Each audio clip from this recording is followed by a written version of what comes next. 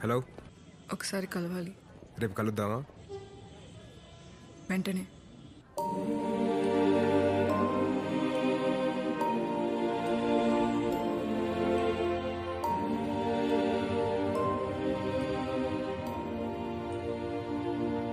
బాగా ఆలోచించాను, బట్ ఎంత ఆలోచించినా నువ్వు నాకు కరెక్ట్ కాదని అనిపిస్తోంది. అందరినీ కాదని మళ్ళీ నీతో ఇంకో స్టెప్ ముందుకెళ్ళి నీ విషయంలో నేను తీసుకున్న డెసిషన్ రాంగ్ అనిపించేలా మళ్ళీ ఇంకో సిచ్యువేషన్ని ఫేస్ చేసే ధైర్యం లేదు నాకు. నాతో ప్రాజెక్ట్ వర్క్ అని చెప్పి టీవీ సర్వీస్ సెంటర్లో జాబ్ చేస్తూ నేను చూసినప్పుడు ఐ వాజ్ ఆల్మోస్ట్ డన్. నువ్వు అబద్ధం చెప్పడం, నేను అడగడం, నువ్వు నన్ను కన్విన్స్ చేయడం, ఎక్కడ ఇది తప్పు అని తెలిసినా లైఫ్ అంతా తప్పని ఓ అలవాట్లా అయిపోతుందేమోనని భయమేస్తుంది నాకు. సర్లే అని సర్దుకొని ఎమోషనల్గా లాక్ అయిపోయి పొరపాటు చేసామన్న ఫీలింగ్ రాకూడదు రేపు ఇద్దరు. సో ఆపేద్దాం.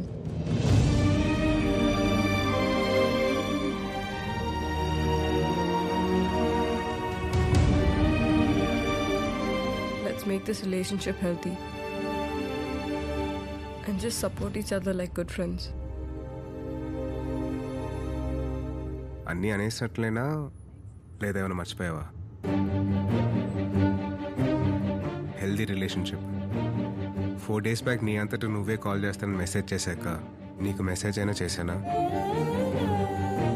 నాకు నేను ఇబ్బంది పడటం తెలియదు లహరి, ఇష్టపడటం మాత్రమే తెలుసు. నా దృష్టిలో మన రిలేషన్షిప్ హెల్దీగానే ఉంది. మళ్ళీ దాన్ని కొత్తగా జిమ్కి పంపించి ఇంకా స్ట్రాంగ్ చేయాల్సిన అవసరం అయితే లేదు. లవ్ చేసే ముందు ఫ్రెండ్స్ అంటే ఓకే, లవ్ చేశాక ఒక రిలేషన్షిప్లో ఉండి లైఫ్ మొత్తం ఊహించుకున్న తర్వాత లెట్స్ బీ గుడ్ ఫ్రెండ్స్ అంటే ఎలాగా? How does it make sense Lahari?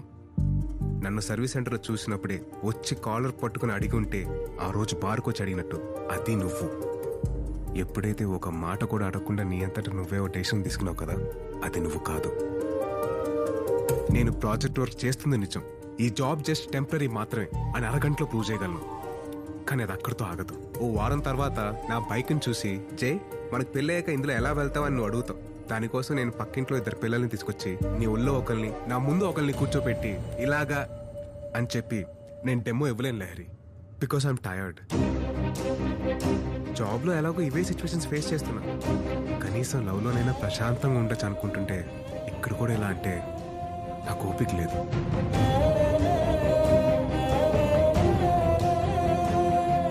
నా ఉద్దేశంలో లవ్ అంటే నమ్మకం, అది లేదంటే లవ్ లేనట్టే. రేపొద్దున నీకోసం నేను షాజహాన్లా తాజ్మహల్ కట్టింది కూలీలే కదా, ఇందులో నీ ప్రేమ ఎలా కనిపిస్తుంది అని అడుగుతాం. సో వద్దు, ఆపేద్దాం. ఎక్కడ లైఫ్ అంతా కన్విన్స్ అవడం అలవాటు అయిపోతుందన్న భయం నీకే కాదు, లైఫ్ అంతా కన్విన్స్ చేస్తూ బతికేస్తానేమోనన్న భయం నాకు కూడా ఉంది. ఆలోచించుకో, నేను నీకు కరెక్ట్ కాదని ఫిక్స్ అయిపో.